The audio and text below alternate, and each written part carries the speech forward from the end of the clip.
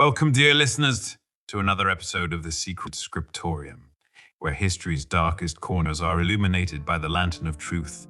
Before we delve into tonight's chilling tale, remember to subscribe to our channel for more intriguing stories. Now, let us journey together into the enigmatic and haunting past of the Los Feliz Murder Mansion in Los Angeles, California. So in the heart of Los Angeles, California, stands a house that has become more legend than a home. It's a place where the past lingers like a ghostly shroud, casting its eerie spell over those who dare to come close. This is the story of the Los Feliz Murder Mansion, a tale that intertwines tragedy, mystery, and the unexplained. The Los Feliz district of Los Angeles, known for its affluent homes and Hollywood glamour, was shaken to its core in the mid-20th century by a harrowing event that would forever mark one of its grandest houses. The mansion, an imposing structure with a commanding view, was the residence of Dr. Harold Perelson and his family. To the outside world, they were the epitome of the American dream, but beneath this veneer of perfection, darkness lurked. On the chilling night of December 6, 1959, the mansion bore witness to an unthinkable horror. Dr. Perelson, a respected physician and inventor, succumbed to a spiral of despair that had been tightening its grip on him. So in the dead of night, armed with a ball-peen hammer, he committed an act of unspeakable violence. His wife, Lillian, fell victim to his madness, losing her life as she slept, unaware of the nightmare unfolding. So it did not end with Lillian's murder. Dr. Perelson turned his frenzied rage towards his children. His eldest daughter, Judy, was struck in the head, a blow meant to silence her future. But fate intervened. Her scream pierced the night, a clarion call that awakened her siblings and shattered the eerie calm. It was a scream that saved lives, a scream that resonated through the halls of the house, awakening its very soul. In the ensuing chaos, Judy's scream had roused her younger siblings. They stumbled into the hallway, disoriented and terrified, only to be met with a scene from a nightmare. But in this darkest hour, their survival instincts prevailed. The children fled the house, escaping the grasp of a tragedy that had already claimed too much. As dawn broke, it revealed the full extent of the horror. Dr. Perelson, consumed by despair and madness, chose to end his own life, drinking acid in a final, desperate act. The house, once a symbol of family and success, was now a tomb of secrets and sorrow. Before that fateful night, Dr. Perelson was a man of science and ambition. He had invested his heart, soul, and financial resources into the development of a revolutionary type of syringe. But fate dealt him a cruel hand.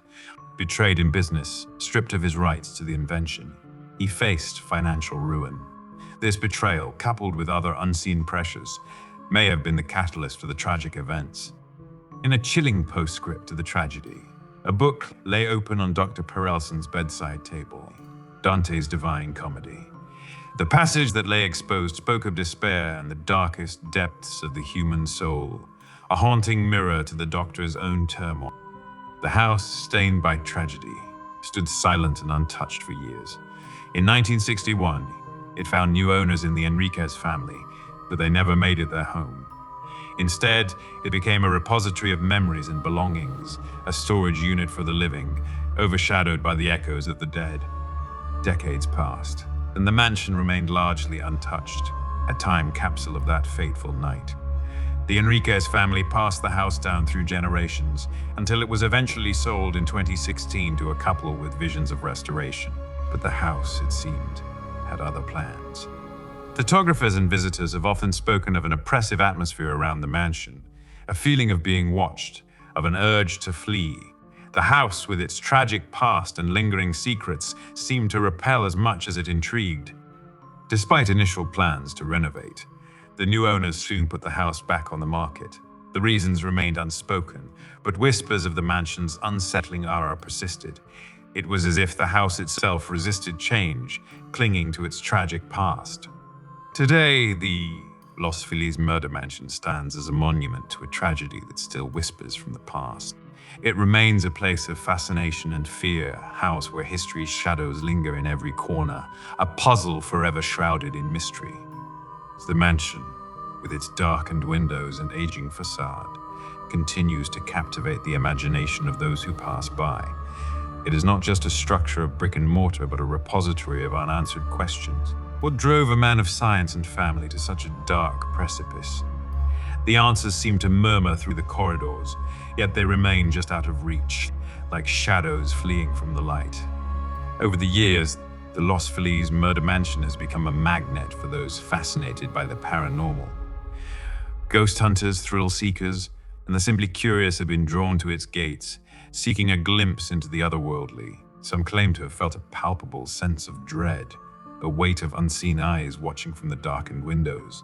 Others speak of an inexplicable sadness, a house mourning its lost souls.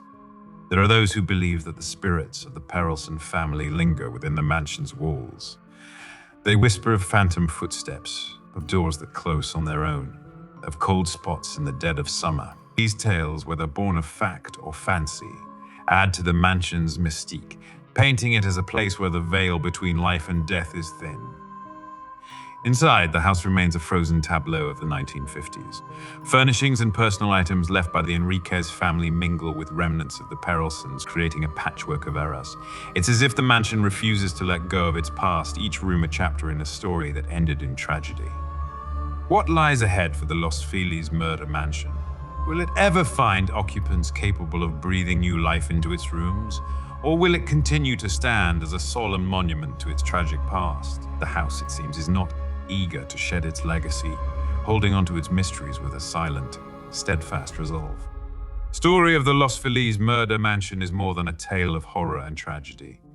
It's a reflection of the human condition, of the depths to which despair can drive us, and of the enduring power of mystery. It reminds us that behind every door, there may lie stories untold, secrets unspoken. As our journey through the darkened halls of the Los Feliz Murder Mansion comes to an end, we are left with more questions than answers. The house remains silent and watchful, a sentinel over memories long past. It stands as a testament to the complexities of the human psyche, a reminder of the thin line between sanity and madness, between life and death. And so, the Los Feliz Murder Mansion waits, its stories etched into its walls, its secrets whispered in the wind, a haunting presence in the heart of Los Angeles, forever enshrouded in the shadow of that fateful night in 1959. Thank you for joining us on this eerie exploration at the secret Scriptorium. Don't forget to subscribe and hit the bell icon to never miss a story from the annals of the unknown.